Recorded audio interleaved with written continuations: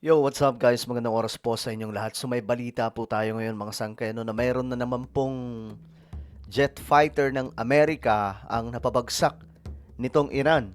So dito po natin napapatunayan na talagang ang Iran ay may ibubuga pa hanggang ngayon sa digmaan na ito. Pag-usapan po natin kasi breaking news po ito ngayon. Parang ang pagkakalam po natin pangalawang US fighter jet na po ito kasi kahapon mayroon pong isa eh.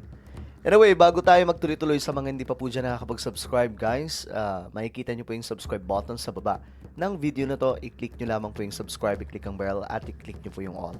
Sa mga nanonood po sa Facebook, i-follow nyo po yung ating Facebook page.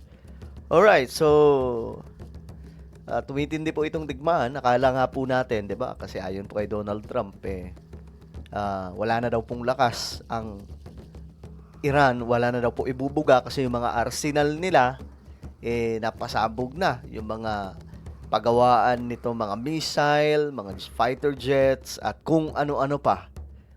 Pilay na daw po talaga. Pero mukhang iba po yung kwento kapag dating po sa mga lumalabas pang ibang balita. Kasi lumalabas mga sangkay na may pangil pa itong Iran. Ayon po kasi sa report dito. Ayan, nag-uunahan ngayon sa paghahanap ang Amerika at Iran sa crew member na nawawala matapos pabagsakin ng Iran forces ang isang US fighter jet sa Iran. Ayan na naman mga sangkay, nag-uunahan sila. Alam niyo kung bakit? Ito ang istorya. Nailigtas na ang isa sa dalawang sakay ng fighter jet. Pero hindi pa malinaw kung piloto o weapon system officer ang target ng ginagawang search and rescue operations. Nag-abiso na rin ang Iran, ito yung abiso ng Iran mga sangkay, ang Iranian government sa mga civilian na agad i-report kung may makita silang survivor. Alam nyo kung bakit? Anong gagawin? Nangako ang Iranian government na paparangalan ang kahit na sinong makakahuli o makakapaslang sa crew member ng US fighter jet. So, ganyan po kabrutal talaga ang Iran. Yan po ay ating sinasabi naman mga sangkay na talagang itong Iran, hindi po ito basta-basta. Kung usapang pagiging brutal, nasa kanila po yun mga sangkay.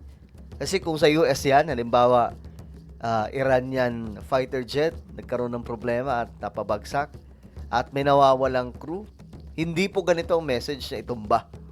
Sigurado hindi po. Ito, mga sangga ito, may kung sino daw ang makakapagpatumba. Halimbawa, buhay pa itong crew member at mapatumba ng kahit na sinong sibilyan,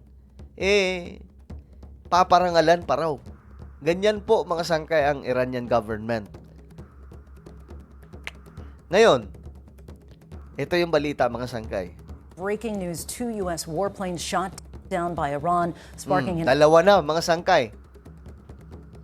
Dalawa ng warplanes ito ng Amerika. So ito yung pangalawa. urgent and dangerous rescue mission. An F-15 fighter jet downed over southwest Iran, 2 crew members ejecting, 1 rescued safely. The search continues for the second pilot. Video posted online shows U.S. military aircraft swooping in as part of the search and rescue operation. Black Hawk helicopters also taking enemy fire with crew members injured. Iranian state TV airing these images that they claim is the wreckage from that downed fighter jet. A short time later, a second U.S. aircraft, an A-10 Warthog that was providing air support for the rescue team, also hit by Iranian fire. The plane later crashing in Kuwait, that pilot rescued. Tonight, President Trump is getting briefed on these developments in Iran by his national security team. We have team coverage tonight. Our chief global affairs anchor, Martha Raddatz, leads us off from Washington. Tonight, a dramatic and dangerous mission Grabe, as no? American combat search and rescue teams urgently look for the missing crew member of the fighter jet officials say was shot down inside Iran. Nako, sa loob pa ng Iran. Delikado sila dito mga sangkay talaga. Kaya nga po ano eh, 'di ba nakakalito yung mga balita.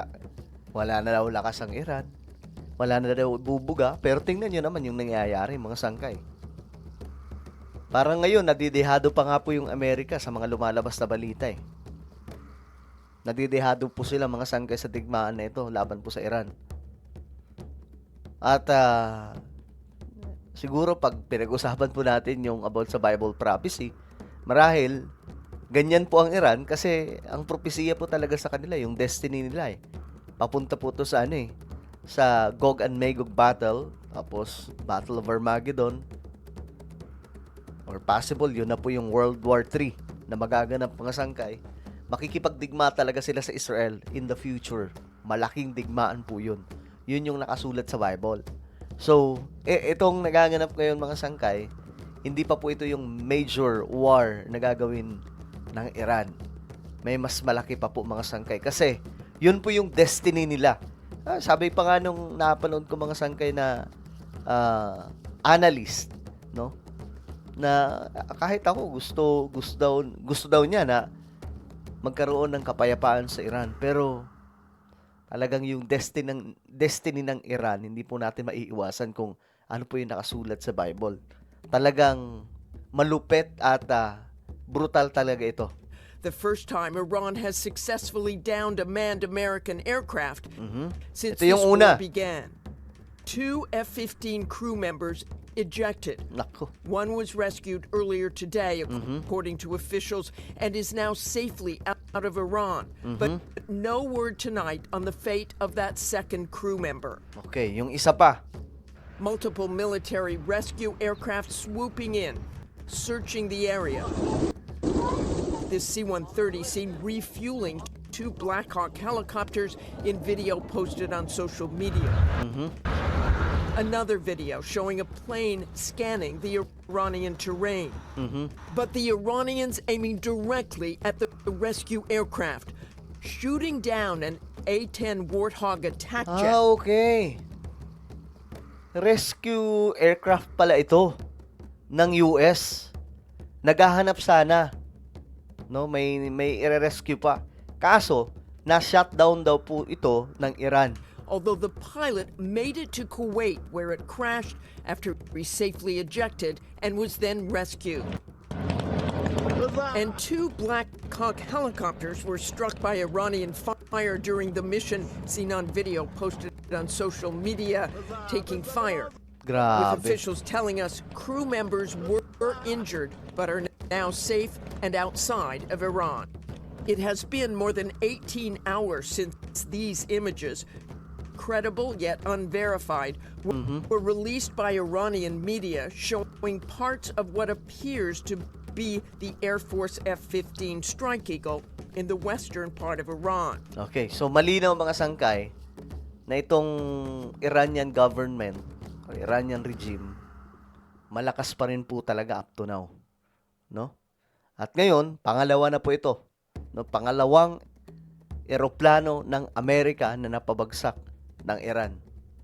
Magkasunod mga sangkay. Well, ano po ang inyong opinion? Comment down below. Huwag niyo pong kalimutan na i-subscribe yung ating YouTube channel.